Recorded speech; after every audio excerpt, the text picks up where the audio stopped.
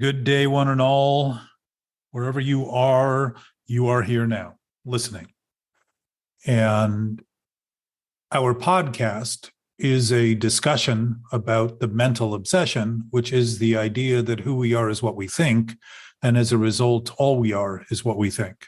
And that depreciated idea effectively undermines our functional capacity as humans. So we are looking at it on a monthly basis now and applying the principles of the 12 steps according to the month that we're in. So the month coming up is May, and May's principle then is integrity, since the fifth step looks at beginning to integrate our conversation that we might think is alone in our head with others, including whatever higher power, whatever essence we believe in or think that there is, starting to be expansive in our reach and inclusive in our reach. And integrity is often thought of as honesty, which it certainly is, since all principles are honest and true.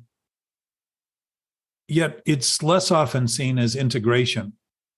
And the fifth step is very much about integration, since it is about inclusion and it's about expanding how we look at things. There is no honesty in seeing parts as a part when they are seamlessly part of any whole. Thinking that a fight to make a point dismisses all other points is to wrongly think all other points are anything other than confirmed by making any point.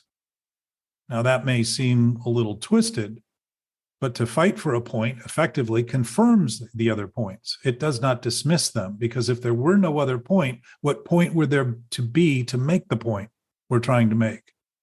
It's a point against other points we tend to fight for. In fact, we are confirming those other points exist within the realm or spectrum of whatever it is we're seemingly arguing against. We're actually arguing in favor of them. So this is another example of how the absolute can reveal itself in the things we think are relative when seen honestly. All of a sudden, the thing we think we're doing to dismiss everything else is in fact confirming everything else simultaneously. It's easy to deny backward thoughts while we're defending what we think is true.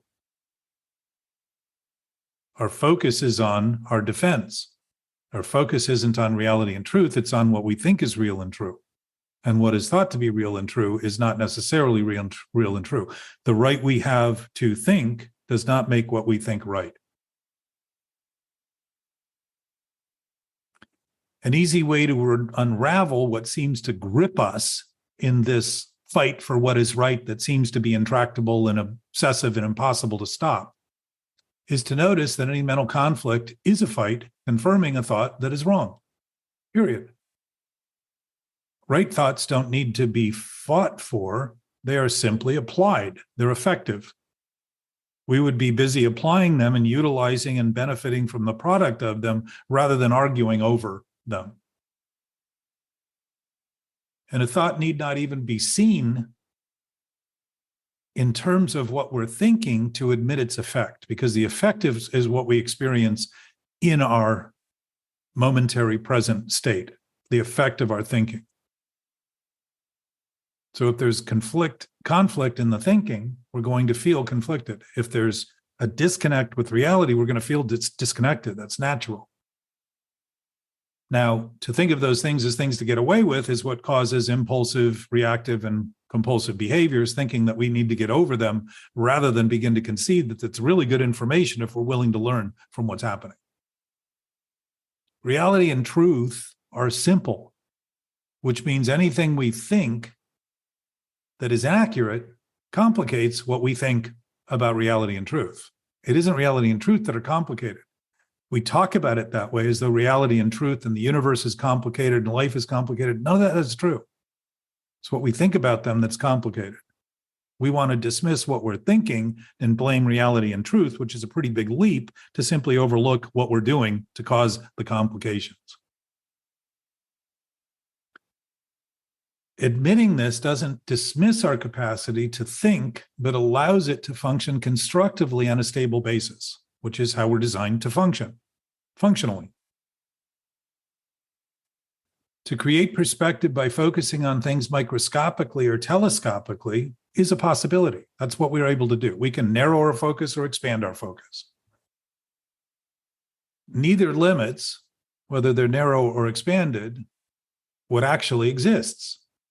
Only what we choose to see. That's only what, all that's limited is what we're actually choosing to see about what actually exists. It is like the horizon, where any limits we set in thoughts represent the beginning of everything else rather than a defensible end. To think the horizon is where everything ends is to dismiss everything beyond the horizon. We now know the horizon is simply a place we can't even get to, because the closer we move toward it, the further it seems to move from us. But what does it do? Expose everything we thought was unseen, and it becomes seen.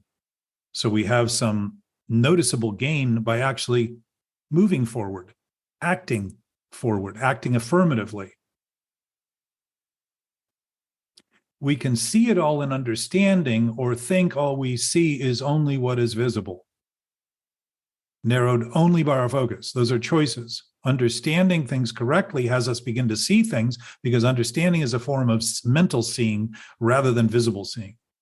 And to confuse the two and think of the two as the same is to think all that is and all that exists is what we see with our eyes visibly, and anything else doesn't exist if we don't see it. And part of the seeing we're talking about is starting to actually witness the experience we're having, and the words we attach to the feelings we're having, the disconnect, the loneliness, the apart from, the less than, the low self-esteem, and start to see these are accurate assessments of the thinking we're doing. We're actually being told in very clear terms, and we're creating those terms because it's our own words being used to define the feelings we're having. To dismiss them is to dismiss the absolute knowing lesson of our own dysfunctional behavior in the present.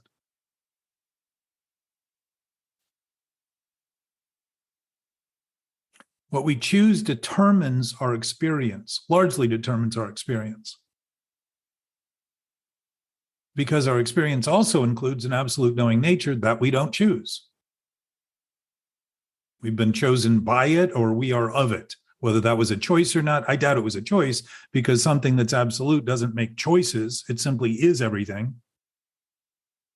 And if choice is a possibility, the choices we have are unlimited in the potential for possibilities within an unlimited, absolute, essential knowing state of being. Nobody ever makes up for us what we are free to think and determine. And what we determine we want is what we want. So to think everything that's happening is something we don't want is to imagine what we think is something we have nothing to do with. That would be a reach. That would be a stretch. And in fact, it's an argument in favor of being alone, separate and disconnected.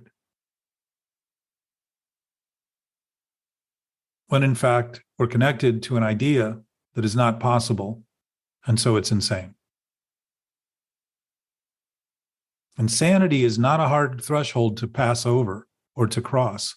Whenever we are thinking things that aren't true are true, we are thinking in terms that have no basis whatsoever in reality. And to make believe something like that is true is to act insane, to think insane. Doesn't mean we are insane. It simply means we're acting insane. We're thinking insane. Feelings are a consequence of thoughts. And to have feelings with no thoughts with no basis automatically has us feel less than, low self-esteem, not worthwhile, because there's no worthwhile to those thoughts as a utilitarian utilization in reality. There's nothing, we can't apply them. Our human experience of reality is what is happening and what can happen, largely based on what we see and forms. And information is about forms. Our being does not happen in terms of what is seen, since it is based on an indivisible basis. And what appears to be out of sight, literally, Yet we experience that knowing nature, which gives us clarification to recognize what is wrong with what we're doing. And that knowing nature, I would suggest, is life itself in a capital L, and love, capital L, not a conditional, contractual, obligatory agreement between people, but an ever-present, knowing, generous, loving, supportive nature. And light would be the third part of that trinity. Brilliance and radiance and enlightenment is measured by our expression of this knowing nature, this knowing awareness that is pure white light, where there are no shadows, there are no shadows of doubt. To struggle with doubt or to be chronically filled with doubt would be to chronically ask questions based on doubt that would be doubtful questions, since any answer to them would give us a false sense of security, because we'd be fixing something that's obviously based in something that is no more than what we think.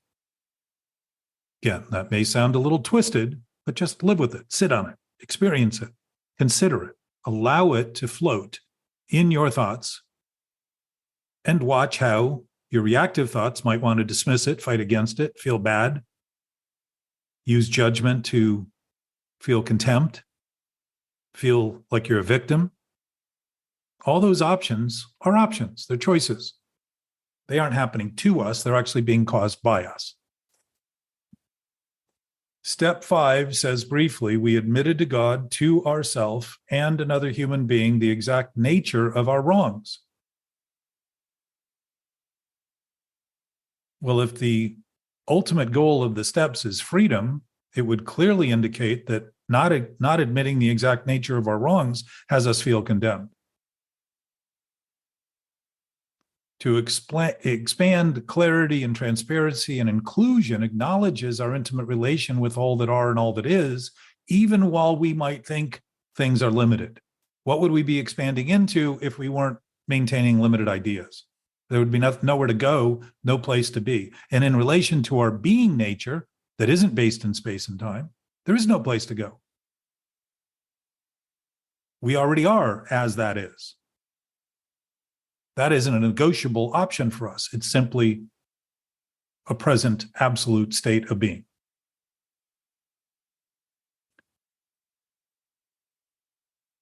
Even delusion, while it has no basis in reality, impacts our experience, since our thoughts happen where our experience is created. So do our feelings. So do our lies. Lies only exist in thought. So there's an impact on us, and that impact is designed to guide us. It's designed to say, if we didn't know what was right, we would not know what is wrong. And beginning to see things entirely is beginning to see things accurately. And to admit them in their completeness and their wholeness is to begin to see that the exceptions we create to make believe we have arguments for the case that we present, the head case that we present, literally, have no real basis other than in trying to excuse what we're doing.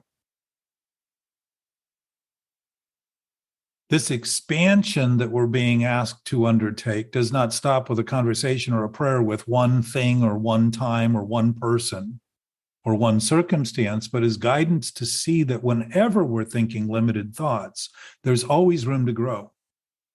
And that the beginning of everything else is, in fact, what we might otherwise contend is the end of everything, because our back is up against the wall defending it, as though it is a limit that's true and real. So this is about asking to practice principles. It's heading us in the direction of practicing principles in all of our affairs, openly, honestly, and willingly, because principles are the nature of existence. All variations of color, which are often assigned to feelings, add up to white light, pure, unadulterated, no shadows. That is our nature. And as our nature, to think of it in any other way is unnatural, abnormal, unhealthy, and creates disease. Mental disease to start with, stress, etc., undermining our ability to function bodily, ends up causing problems directly related to the stress because it undermines every one of our bodily systems designed to maintain homeostasis, which is balance in our bodies. Throws them off balance. What happens? Things start to go wrong because there's no balance. We tend to fall rather than walk. We can either see our wrongs as postscripts, which are stories presently told about what is no longer happening, what we call the past, and think our job is done by mentioning them. Yet the aim of principles is seeing what we are doing now that's wrong is not based in then or there. So it isn't a story. It's an absolute present awareness of our clearer awareness of the effects we're causing now. So if you think you have a problem and think the problem is something other than what's happening, that problem cannot be solved as long as you think what you're doing has nothing to do with that problem. It's the same with thinking about things from the past. If the problem is in the past, which doesn't exist any longer, because when the past was happening, it was present, just as the present is happening now, the solution is in reckoning with what seemed to be in the past, in the present, and starting to actually notice it is the present that we're struggling with, not the past at all. It was never the past. That was an excuse and a story used to make believe that our helplessness was, in fact, our only possible predicament. Since the present is where all things happen, this quickened pace to health and well-being simply notices what we're doing now to create the experience we're having. Since all that is happening happens in the present, our human experience is always interacting and interconnected with all that is happening. Everything right now is where we are, connected to where we are. We may not see it, we may not think of it. It does not diminish or interfere with that. And there's another great metaphor for the absolute, the seeming invisibility of the absolute being present, our own interconnectedness, even within this seemingly expansive universe, that when we're talking about the infinite, this universe, because it's expanding, must be limited at any point it's expanding from. And so whatever seems huge to us is actually tiny compared to the infinite awareness that we're actually talking about and part of and intimately woven into. Not something that is out of reach, out of time, in some other place, something that is absolutely present always. It is the basis of existence. If we didn't exist, there would be no basis to this point. The fact that we can make the point is the basis of existence, allowing us to make that point. To think otherwise, to think all that's happening isn't happening, is to think we need to be somewhere else with more or less of something else, and generally with or without someone else. Typical compulsive behaviors. I need to get somewhere. I need to find something. I need to get more of something. I need to have less of something. What I want less of are problems, and what I want more of are my imagined solutions. All generated by thought, not reality or truth. If we've already got everything, all we're thinking is not that we don't have it. Because what we want is control over it now. Now that we've lost control by having everything, we think what we need is more control over everything, which is impossible, which is why unmanageability in the first step is unmanageable, because we're finally conceding that we've never managed things well because we've been managing things that don't even exist, thinking that control would finally get us ultimate control, which is what we did, was get so much ultimate control, we acted insanely. Which leads to the second step where we're restored to sanity. We wouldn't be restored to sanity if we weren't insane in the first step, thinking we had power. Thinking we had power over whatever the symptom is a thought that we can create power by thinking what is wrong is right. That's the underlying disease of addiction.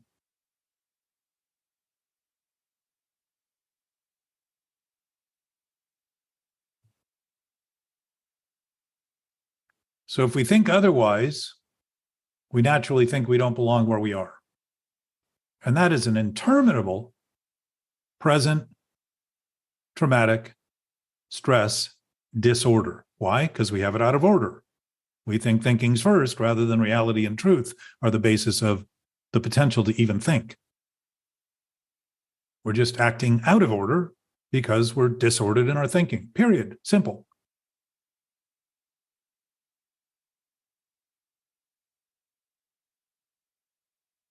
Impulsive triggers are driven by one primary thought, and that is thinking that by thinking about our thinking, we can produce any more than more thoughts, which is like hoping endlessly for a maple tree by planting oak seeds in fertile ground. To think thinking is the source of ourself, when we think of thinking itself, creates a self as who we are, when all it does is create more thinking, is to make believe thinking is reality and truth rather than simply something we do. Thinking is designed to help us function as humans, to help us navigate the environment, to help us make decisions that provide safety and survival and thriving in the environment, not to lead to suicide and compulsive attempts at suicide, because all compulsivity is, in fact, suicidal tendencies. Dashed expectations, when we're relying on something insane to come true, are to be expected, since we have faith in what is faithless, trust in what is untrustworthy, and hope in what is hopeless. To see this, to acknowledge this, to begin noticing this, is to start seeing what we're doing to cause this. And by seeing what we're doing to cause this, it becomes very clear that nobody would continue unless they're insane. And to get to that point is to begin to admit the insanity of our own thinking accurately enough to say, I have no obligation to continue whatsoever. Yet I can think I do to any degree I keep maintaining the thoughts that are untrue. And I'm so embarrassed and so ashamed that I keep thinking the longer I focus on it, the longer this denial can be denied.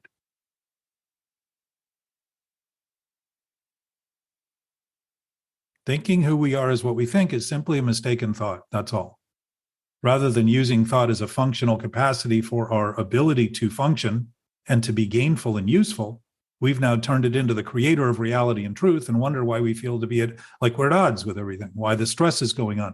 And most of this stress, I will suggest to you, is it's not what we're thinking we're doing that's causing that stress. It's what we're thinking we aren't doing that's causing the stress.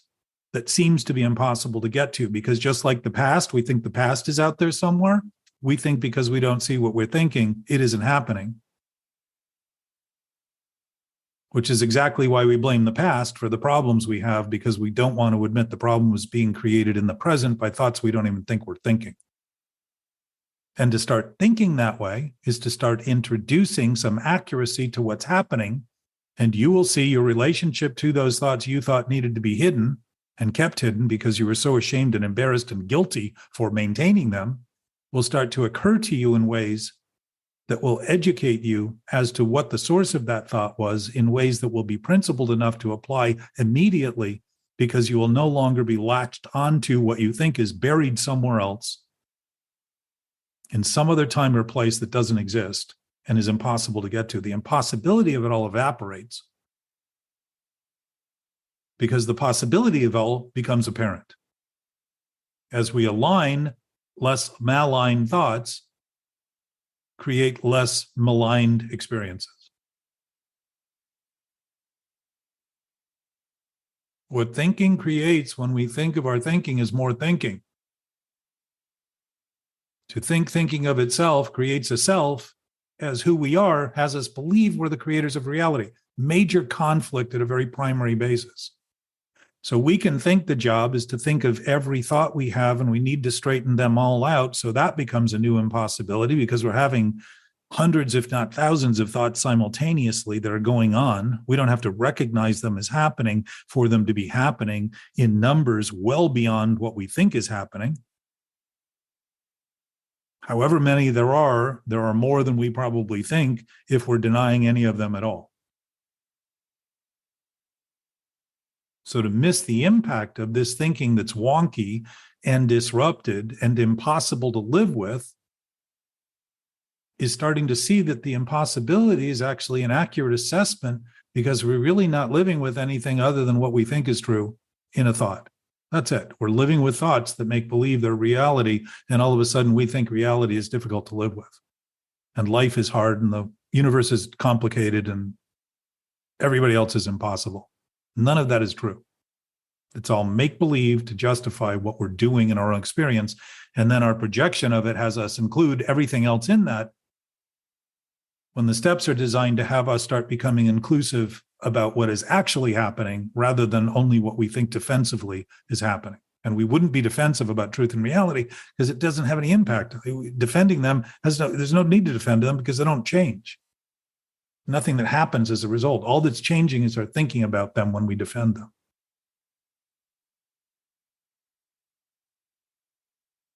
So the imagined thinking thought to be real is an impossibility to live with, since it doesn't exist any more than we imagine by obsessively and delusionally thinking about our supposed self. So to try to get over the ego is to try to make believe that there's something to get over. Why does it seem impossible? Why does it seem to carry on? Because it's not true. It doesn't exist. It's simply a thought we have. Ego, as a word by definition, is I.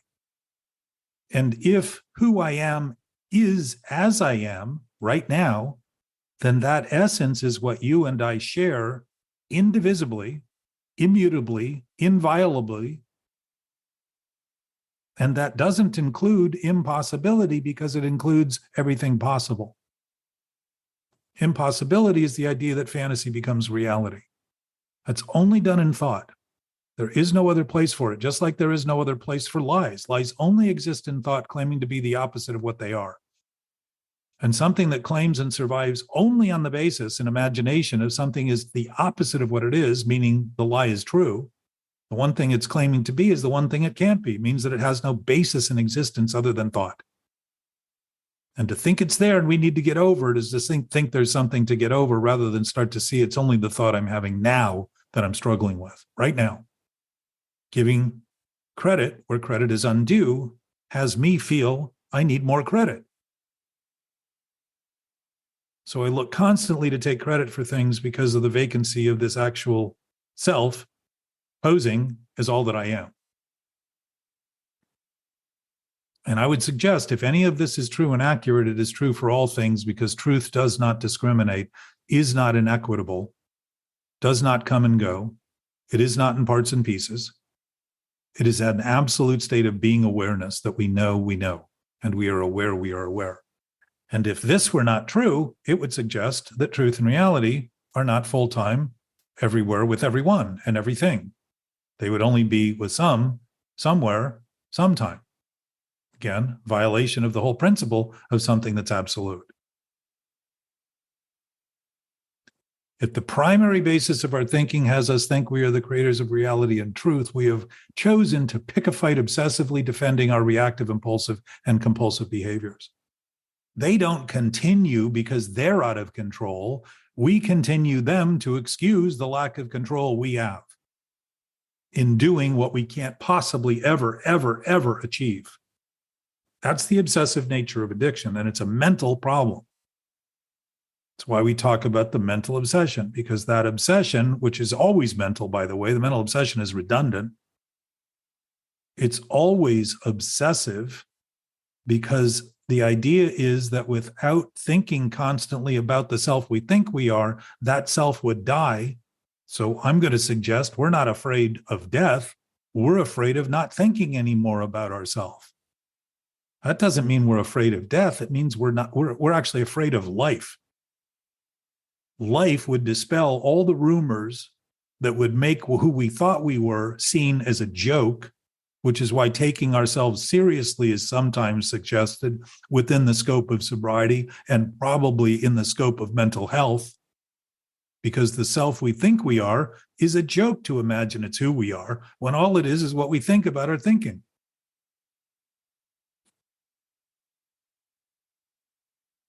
The principled spirit of integrity is seeing we are always integrated with all that is and all that are. And it is only what we think wrongly that we think is right that causes any other impression or imposition on our experience. It isn't reality and truth we're struggling with. It's our ideas about them. And each of us has one unique characteristic, and that is that it does not matter what I say. It does not matter what you hear anyone say. Your decision, what you do with what you hear and what you do with what you experience and what you do with what you do in your thinking, because thinking is an action. It's something we do. It's a primary action to all voluntary actions. And if it's primary to what we're doing and our primary thinking is wrong, the chances are most of our actions are going to be wrong too. And we are going to wear that weight because we know better. It is what we each do. It's not what I say. It's not what you hear.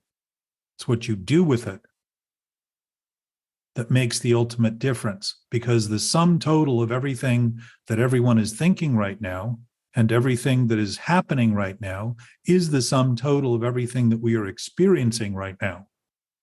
So the more effective that thinking is, the more efficient it will be and the less defective it will be, based on an absolute nature of truth that we share inviolably, immutably, indivisibly, indiscriminately.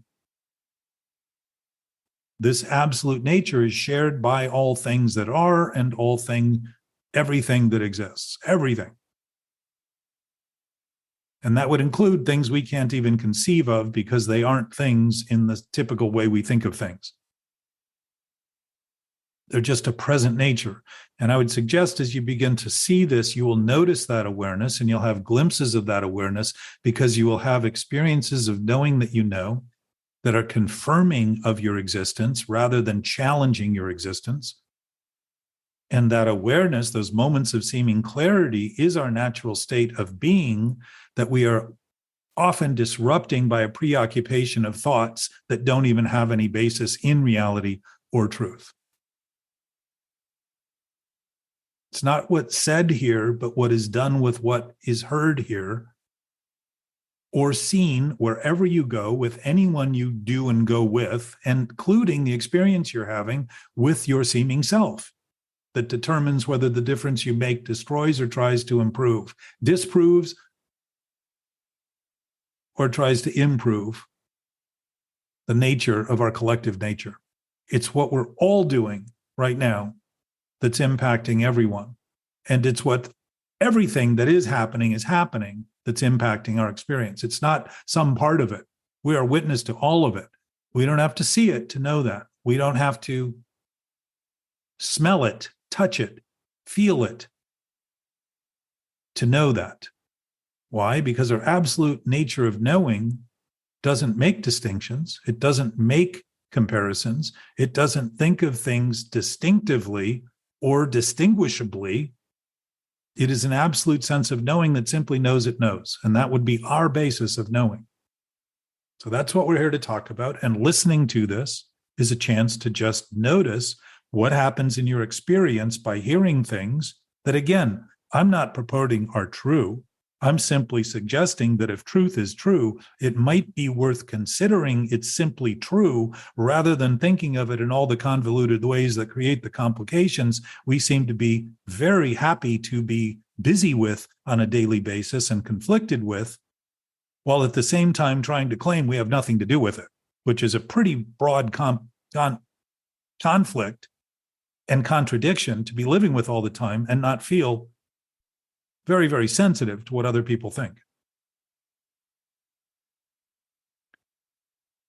So that's a little slice of May coming up and happening now.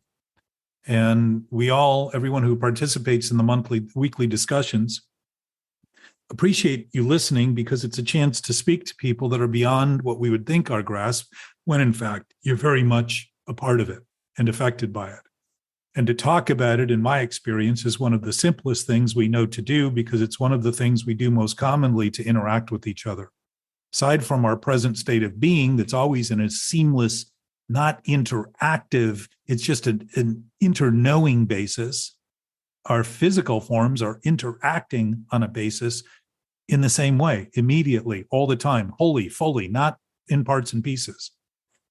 We can think by focusing microscopically, that the telescopic view disappears, but in fact, it's just a choice to put our hand over our eyes and think everything is obstructed as a result of what we're thinking. Everything's not obstructed. We are obstructing what we're seeing as a result of what we're doing.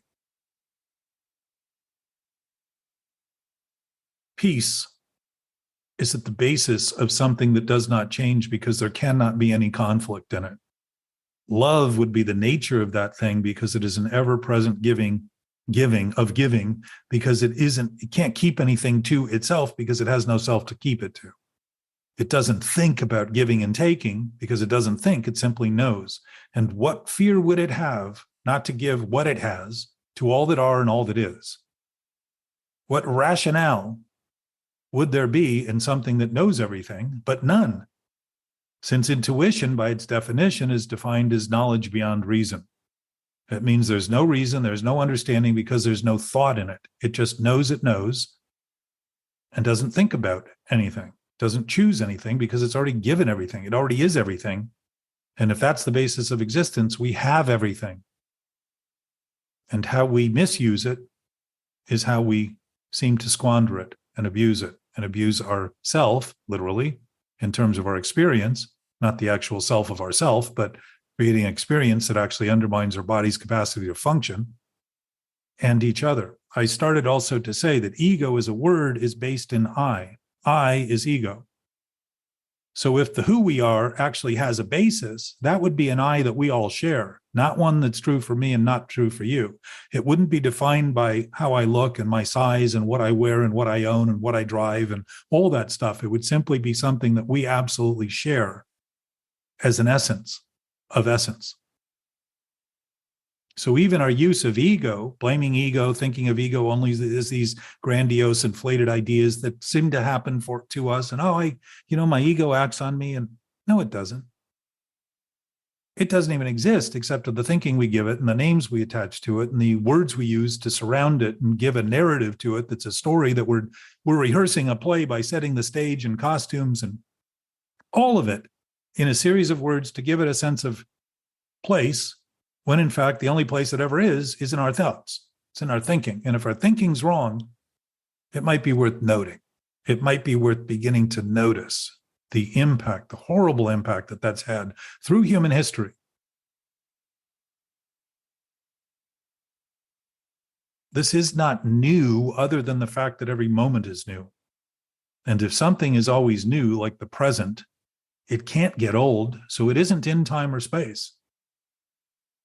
It has no continuum to operate from, so there is no dimension. It is not in some place and not other places, and yet it simply happens to be wherever we bother to think about it.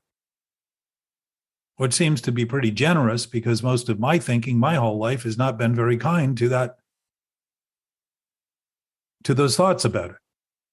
Been very caustic and very hateful and very hurtful, and not only to my own experience, but to those around me to justify that somehow something's wrong with them so I can avoid admitting the things I'm doing that are wrong.